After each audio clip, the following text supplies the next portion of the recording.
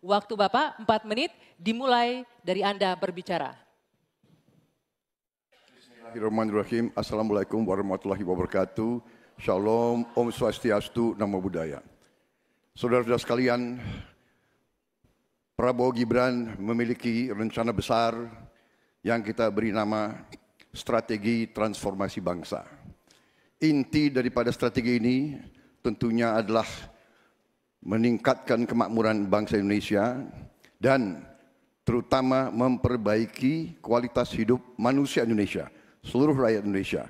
Salah satu proyek strategis kita intinya adalah memberi makan bergizi untuk seluruh anak-anak Indonesia, termasuk yang masih dalam kandungan ibunya.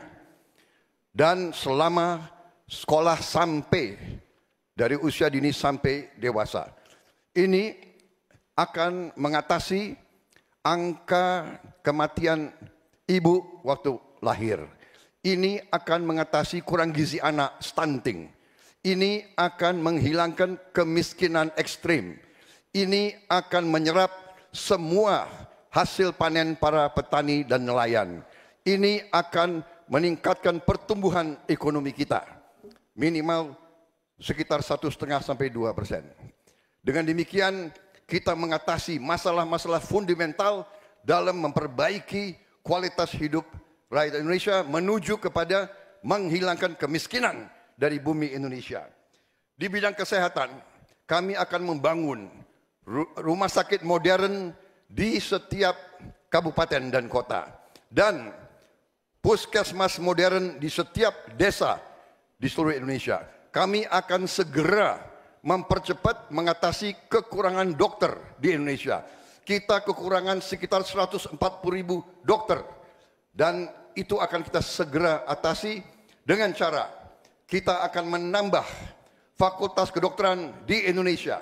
Dari yang sekarang 92, kita akan membangun 300 fakultas kedokteran. Kita juga akan mengirim 10.000 anak-anak pinter. Dari SMA, lulusan SMA, kita akan beri beasiswa ke luar negeri untuk belajar kedokteran. Dan 10.000 lagi untuk belajar sains, teknologi, engineering, dan matematik, kimia, biologi, dan fisika. Itu kita rebut teknologi, kita rebut sains. Saudara-saudara sekalian, kita juga akan membangun 3 juta rumah untuk mereka yang belum punya rumah. 1 juta di pedesaan, 1 juta di pesisir, 1 juta di perkotaan. Saudara-saudara sekalian, kita yakin bahwa pendidikan strategis. Kita harus memperbaiki gaji guru, termasuk gaji honorer, meningkatkan kompetensi guru. Kita harus memberi pelatihan-pelatihan, penataran-penataran, dan juga seluruh penyelenggara negara, ASN, TNI, Polri, penyuluh-penyuluh pertanian di mana-mana harus kita perbaiki gajinya sehingga kualitas hidup mereka akan baik, sehingga mereka bisa memberi pelayanan kepada rakyat dengan sebaik-baiknya. Saudara-saudara sekalian, itu beberapa program unggulan kami dalam rangka strategi transformasi bangsa. Kita tidak hanya sekedar mau pembangunan, kita mau transformasi bangsa kita di atas landasan ekonomi yang sudah dibangun oleh Presiden Joko Widodo dan presiden-presiden sebelumnya. Saudara-saudara sekalian, demikian pemikiran kami. Kami yakin kami akan melaksanakan itu. Dan kami akan mencapai Indonesia Emas 2045. Terima kasih. Wassalamualaikum warahmatullahi wabarakatuh.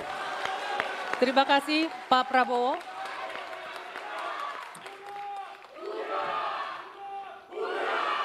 Mohon tenang, Bapak-bapak. Selanjutnya, calon presiden nomor urut 3, Bapak Ganjar Pranowo untuk memaparkan visi misi. Assalamualaikum warahmatullahi wabarakatuh. Selamat sore, salam sejahtera untuk kita semuanya. Om Swastiastu, Namo Buddhaya, Shalom, Rahayu. Membangun Indonesia yang beradab, kita mulai dari 3 bagian. Kita punya kepribadian dalam kebudayaan dan itu mesti masuk di dalam jiwa insan Indonesia. Dan tentu saja kesehatan menjadi yang pertama. Preventif adalah sesuatu yang paling bagus. kita olahraga, makan sehat, dan itu akan membantu dalam politik kesehatan kita akan jauh lebih baik. Dan tentu saja akses kesehatan yang diperlukan di setiap desa. Kenapa Ganjar Mahfud membuat satu desa, satu vaskes, satu nakes? Karena kami ingin mereka mendapatkan yang terbaik. Dan kemudian ibu, anak, lansia, disabilitas, masyarakat adat akan mendapatkan peran yang sama di dalam layanan-layanan kesehatan, di mana di daerah-daerah terisolir mereka membutuhkan akses ini dengan sangat bagus. Kalau itu semua sudah baik Bapak Ibu, maka pendidikan dan kebudayaan mesti kita bangun bersama-sama. Akses pendidikan yang baik, lebih inklusi, kemudian kurikulum yang mantap, dan tentu saja fasilitas yang diberikan harus bisa memberikan akses terbaik untuk anak-anak didik kita, termasuk nasib guru dan dosen. Kalaulah kemudian ini bisa berjalan dengan baik, maka perempuan muda dari Jogja, Mbak Kalis namanya, menyampaikan, Pak Ganjar, perhatikan mereka yang selama ini terpinggirkan. Ada dua yang utama, kelompok perempuan, dan yang kedua adalah penyandang disabilitas. Tolong betul agar sekolah makin inklusi dan mereka tidak mendapatkan perlakuan yang diskriminatif. Setelah itulah kemudian baru mereka bekerja. Dan tentu saja keterampilan yang dia dapatkan melalui pendidikan yang baik, ini akan mendorong atau bisa merespon lapangan kerja yang sangat terbuka dan upah buruh yang baik. Sehingga kawan-kawan buruh kemarin bertemu dengan saya, tolong Pak, segera review Undang-Undang Cipta Kerja. Karena ini yang perlu mendapatkan keseimbangan dengan nasib kami.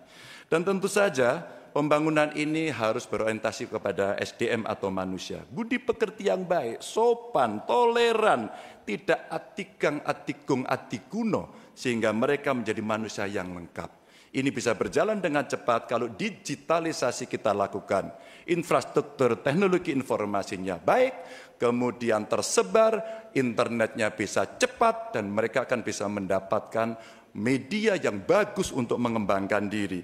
Tentu saja Bapak Ibu, dalam politik kali ini itu mesti diberikan contoh. Demokrasinya harus lebih baik, demokratisasi berjalan baik, kemudian contoh atau teladan pemimpin yang juga baik, dan tidak ada konflik kepentingan seperti Pak Mahfud contohkan, dia mundur. Agar ini membangun integritas yang baik.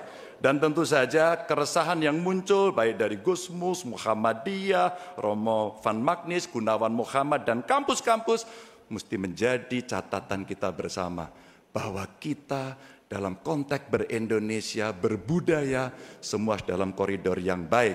Dan tentu saja kenapa ini mesti kita lakukan Bapak Ibu? Karena itulah suara-suara rakyat yang kami dengarkan oleh Ganjar Mahfud ketika kami tidur di rumah penduduk, ketika kami mendengarkan mereka dan mereka membuka seluruh unek-uneknya. Itulah kenapa kami sampaikan, tuanku adalah rakyat, jabatan ini hanyalah mandat. Wassalamualaikum warahmatullahi wabarakatuh. Waalaikumsalam warahmatullahi wabarakatuh. Terima kasih banyak Bapak Ganjar Pranowo. Nanti waktunya Bapak Ibu semua. Oke, ada waktunya nanti ya, sabar dulu. Baik, selanjutnya kami persilakan calon presiden nomor urut 1 Bapak Anies Rashid Baswedan untuk menyampaikan visi, misi, dan program kerja. Waktu Bapak 4 menit dimulai ketika Anda berbicara.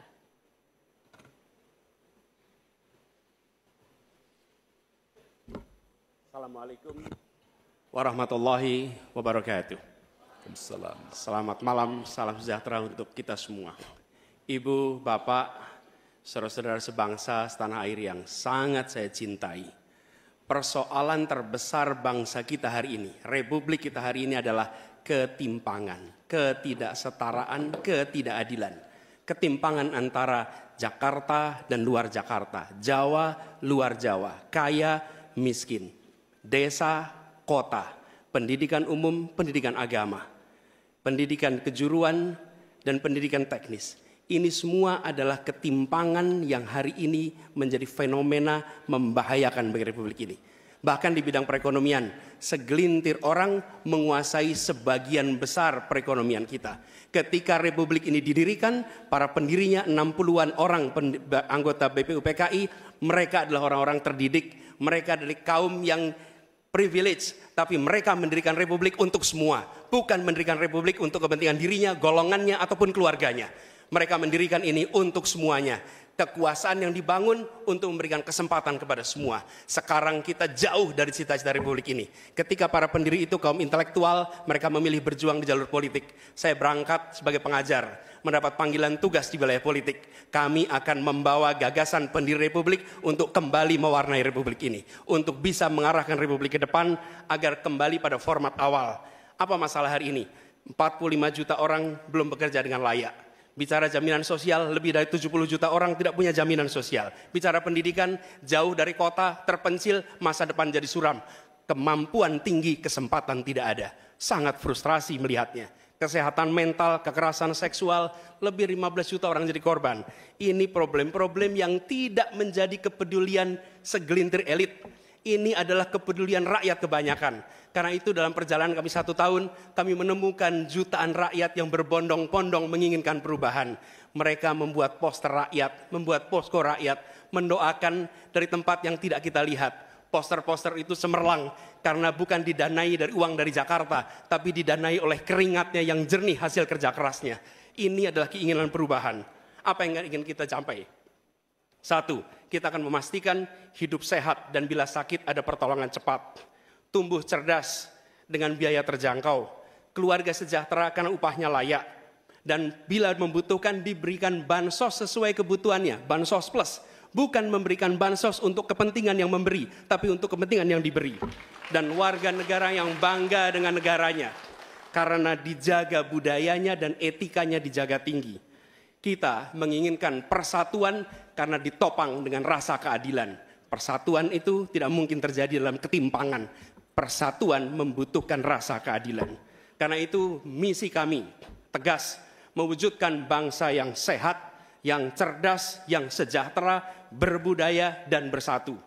Kita menyaksikan begitu banyak orang punya prinsip sopo wani rekoso bakal nggayuh mulyo. Siapapun yang bersungguh-sungguh dalam usahanya pasti meraih kemuliaan. Tapi bila kesempatannya ada, bila kesempatannya tidak ada, menghasilkan frustrasi. Dan kami ketika menjalankan amanat, maka kami akan memegang prinsip ngadek sacekna, nilas saplasna. Konsistensi ucapan dan perbuatan, menjunjung kejujuran dan kearifan. Ini komitmen kami, fokus pada pembangunan manusia Indonesia, menghadirkan kesetaraan, menghadirkan keadilan. Dengan seperti itu kita ada persatuan. Perubahan saatnya kita kerjakan.